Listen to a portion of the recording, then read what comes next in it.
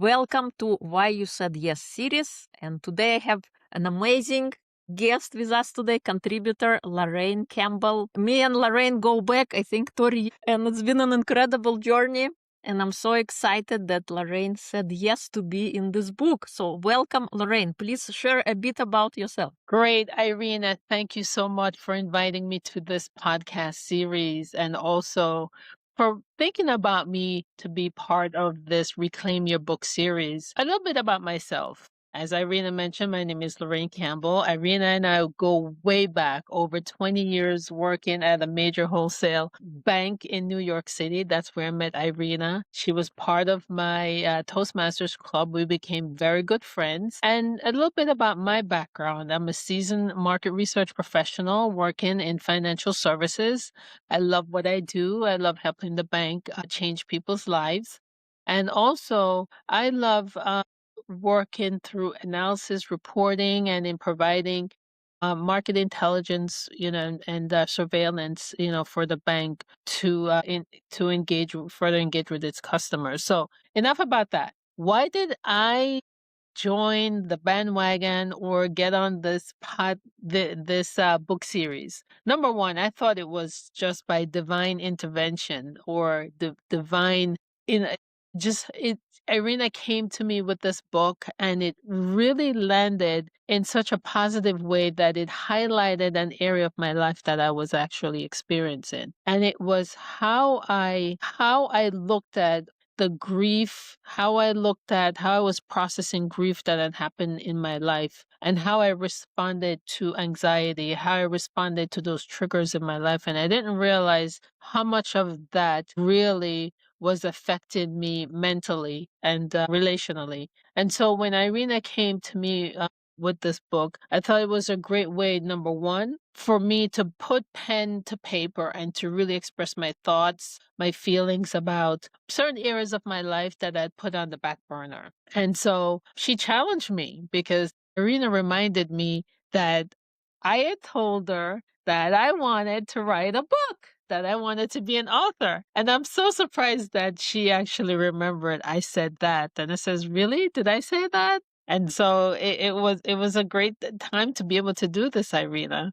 So thank you very much.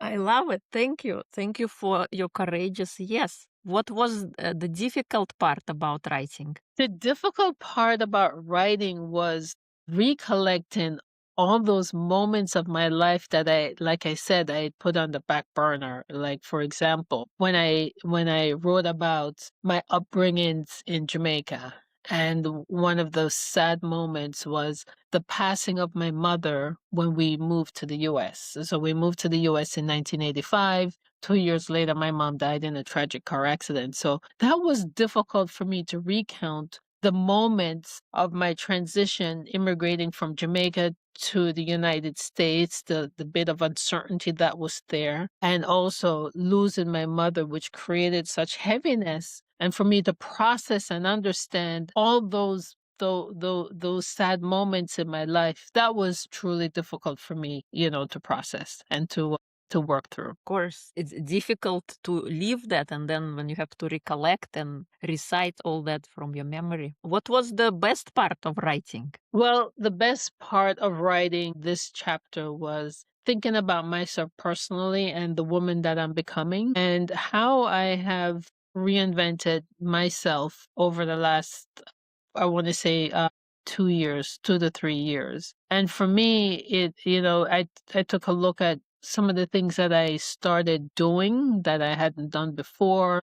I started taking a look at what I've done in my life over the last couple of years, what has worked, what didn't work, what are some of the things that I want to continue, some of the things that I didn't want to continue doing. And so it actually put front and center, the things that one does and are committed to doing for self-improvement is really important to be able to commit to doing those things on a daily basis. So as simple as going out for a walk, as simple as taking care of your body, taking care of your mind, spiritually connecting to your higher power. Those were some of the areas of the chapter that I enjoyed writing about. Totally, and I love that. I love that about you and how you have grown yourself from where you've been to where you are now. And being in the chapter, it's like another accomplishment that you can put, that you were brave enough to say yes, because oftentimes we have those ideas and thoughts come up. Oh, somebody's gonna read what I've written. What are they gonna think about me? And I think we all go through imposter syndrome throughout our journey, even when we learn how to walk. But back then we didn't care somebody's gonna say something. You're just gonna dust yourself off, get up, and try again. And anytime we try something new, we always gonna feel that imposter syndrome if we never done it before. But with more repetition, we'll get better at it. So I'm so grateful that you said yes, first of all, to yourself, to give yourself that permission to share your story, because even before written books, people used to connect with each other through stories, through shared experiences. And speaking of that, what do you want your reader, your ideal reader, to know when they read your chapter? What is the key message you want them to take away? Well, the key message that I want them to take away is that every experience that they go through, there's a lesson there that is to be learned. And so not take it for granted, that it not point to yourself and says, why is this happening to me? Right? But what is it that you can learn about the experience? What is happening? It's happening to me, but for a reason. And for a very long time, I always looked at why is this happening to me? Right. And that's a mindset that I had to change about how I look at each and every experience. So it is how we're responding in moments of anxiety, moments of low points in our life, how we're responding to those moments. So what I want them to take away from this is how they can reinvent themselves even when they're at the lowest point in their lives. Right. And you mentioned something about who's going to read the chapter. That was one of the things that I was a bit uncomfortable with, is what if someone reads this and think that she's thinking too highly of herself, or right, that and for me, another part that came up is, am I living in alignment with what I wrote? And so sometimes that's challenging, because there are things that come up that challenges your perspective, things that come up that challenges the way you think, the way you believe, right? And when you're on a journey of, reinventing yourself, going through a transformation, sometimes those things pop up and they do challenge your thoughts. So thank you for sharing that. Totally, totally. Couldn't agree with you more. Thank you, thank you. Is there any final words, anything you want to share with the listeners? Well, anything final that I'd like to share? That's a very good question, Irina. You put me on the spot right there, and I'm usually not one that is put on the spot. But what one final thing that I want to say to anyone is that if you have dreams and goals of doing something big, I say go after it. Keep shining, keep growing, find a way to make your dreams and goals come true. I never thought about writing, being part of Irina's book, but the opportunity came up, and it was a thought that I had years ago. And and so the opportunity came up and I seized it. And I thank you, Irina, for inviting me to be part of this process. Thank you.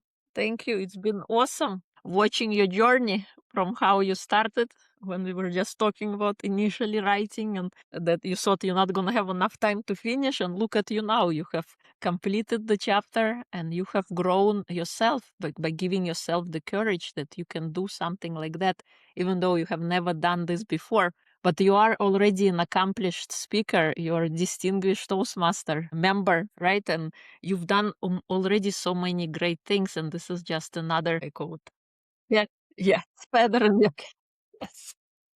So I'm grateful that you decided to be part of this book, because the idea of Reclaim Your Life again is to bring back hope, to follow dreams, and that it's never too late to change. Once we make a decision to make the change, it all comes down to that. Thank you so much for sharing your story, Lorraine. If today's conversation reminded you that it's never too late to reinvent yourself, you'll find Lorraine's chapter in Reclaim Your Life, The Breaking That Made You New, launching July 7. And if you'd like to hear more inspiring conversations, simply click one of the videos on your screen. Thank you so much for watching, and I'll see you in the next episode.